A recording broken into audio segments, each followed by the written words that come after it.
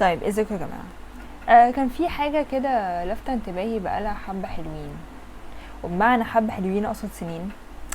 فبما ان انا بقى كتير قوي ما اتكلمتش عن افلام في فيديو لوحده، مش بس اني انا ارجح في الاخر، جيت اشارك بافكاري مع 60 بني ادم اللي بيتفرجوا عليها بشكل دوري بي. كنت بتفرج على The Godfather الجزء الثالث تحديدا مرة 7000 في حياتي. في الفيلم ده بنت مايكل كورليون هو الباتشينو كانت صوفيا كوبولا.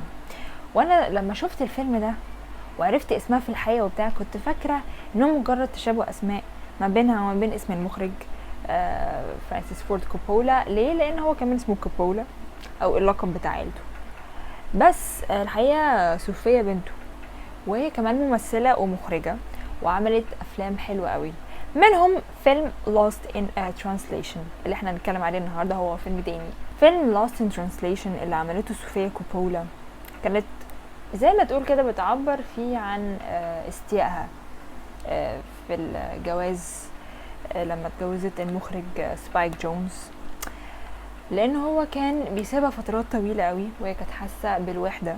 سكارلت جوهانسون كانت هي البطلة في فيلم Lost in Translation، وكانت طالعة بشخصية واحدة كانت متجوزة فوتوغرافر تقريبا، وكان بيسيبها فترات طويلة قوي قاعدة لوحدها لان هو كان مشغول في الشغل بتاعه، وكانوا في دولة تانية خالص، كانوا في اليابان في حتة تانية على الارض. فزي ما تقول كده هي كانت حاسة بالوحدة فظيعة، لان هي ما تعرفش الاماكن، ما تعرفش ناس، ما تعرفش اي حد غير جوزها. في الفيلم ده صوفيا زي ما تقول كده كانت عامله اسقاط للحاله اللي هي كانت فيها لما كانت متجوزه سبايك جونز، انها كانت حاسه بالوحده ان هو اغلبيه الوقت في الشغل. المهم بعد 10 سنين سبايك جونز حب ان يرد عليها بفيلم هو كمان، وسماه هير. فيلم هير بتاع سبايك جونز لما عمله كان زي ما تقول اسقاط اللي حصل له هو كمان بعد الانفصال، من خلال شخصيه ثيودور بتاعت كواكن فينيكس، ان هو زي ما تقول بيرد عليها. يعني انا بعد الانفصال انا اكتر وقت حسيت فيه بالعزلة واكتر وقت حسيت بيه بالوحدة في كل الحالات، سواء بقى من ناحية شغلي، سواء من ناحية ان انا قاعد في البيت، سواء اي حاجة، انا قاعد وحيد تماما. ومن الحاجات الصايعة بصراحة اللي عملها سبايك جونز في الفيلم، ان في الفيلم Lost in Translation اللي عملته صوفيا كانت جايبة سكارلت جوهانسون البطلة. هو عمل مين بقى؟ شخصية سمانثا اللي كانت بتكلم ثيودور، اللي هو نظام ال AI او الكمبيوتر اللي كواكن فينيكس حبها في الفيلم، جاب سكارلت جوهانسون برضو. انا مش قادرة اقولك الحركة عجبتني قوي قوي، يعني تلميح صريح واضح ان هو قصده عليها. انا بقولك القصة دي ليه؟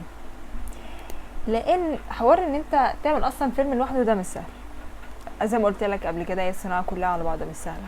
فكون ان انت تعمل فيلم بتعبر فيه عن حالتك في موقف ما او في فترة ما، وبتعمل مش سيميليشن بس اسقاط زي ما قلت، ممكن بظروف مختلفة بشكل مختلف، بس انت at some point انت مخلي الكاركتر بيحس بنفس الاحاسيس اللي انت حاسس بيها. ومش بس كده، كمان اختيار الاماكن.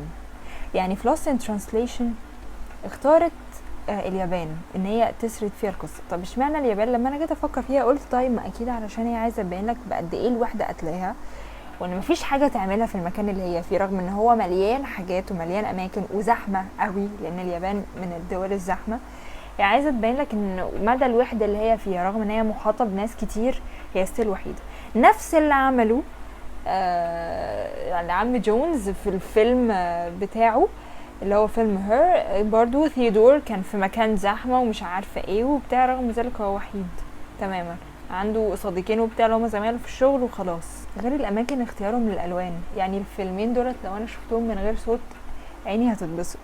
الالوان تحفة، مش عارفة ليه هم مختارين الوان حلوة كده بجد. عنصر اللون في الفيلم ده بيفرق قوي. الفيلمين كمان غير ان هم بيلقحوا على بعض فيهم، هو الفيلمين نجحوا قوي.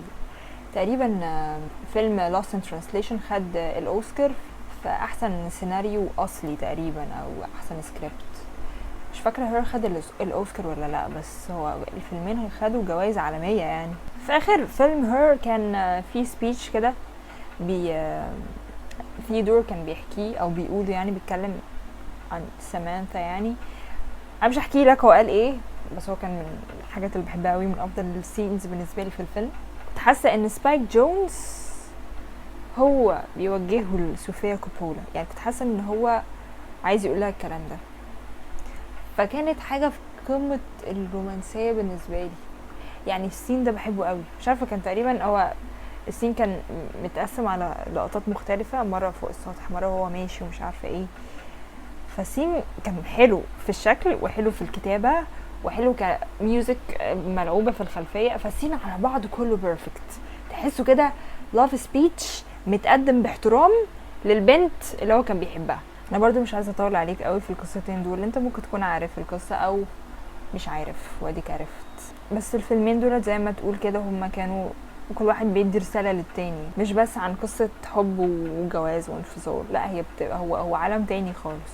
هو خلق عالم تاني خالص بيعبر فيه عن حالته وقتها، كل واحد قدمها للتاني بشكل لابق قوي. ساعات كتير قوي الواحد لما بيشوف فيلم ويعرف القصة وراه، لو الفيلم ده كان وراه قصة حقيقية مثلا او اسقاطات زي اللي حصلت مع الفيلمين دول، بيحب الفيلم اكتر وبيحترم النوع ده اكتر من التعبير عن اي حاجة تحسس بيها. انا ما عنديش كلام قوي بصراحة اقوله، مش عارفة الفيديو مدته هتبقى طويلة ولا قصيرة، بس لما انا عرفت القصة دي وقتها كنت حاسة ان انا عايزة احكيها لناس كتير يعني كنت حاسة ان انا عايزة اقولها لده وده، اللي انت عارف ان هم اصلا يقصدوا بعض ومش عارفة ايه وبتاع، لان ديت بالنسبة لي من احلى اللغات، يعني لغات السينما.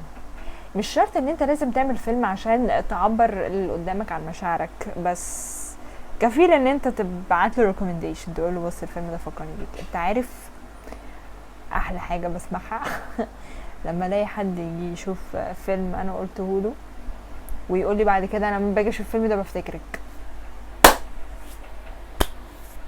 بس تقولش حاجه تانية. عايزه اقوله كمان ان الافلام كفيله قوي تغير مودك قوي قوي قوي، وانت ممكن تكون اصلا مش عارف تريليت لاي حاجه في القصه اللي بتتحكي قدامك، بس هو انت at some point اتهزيت، فاهم؟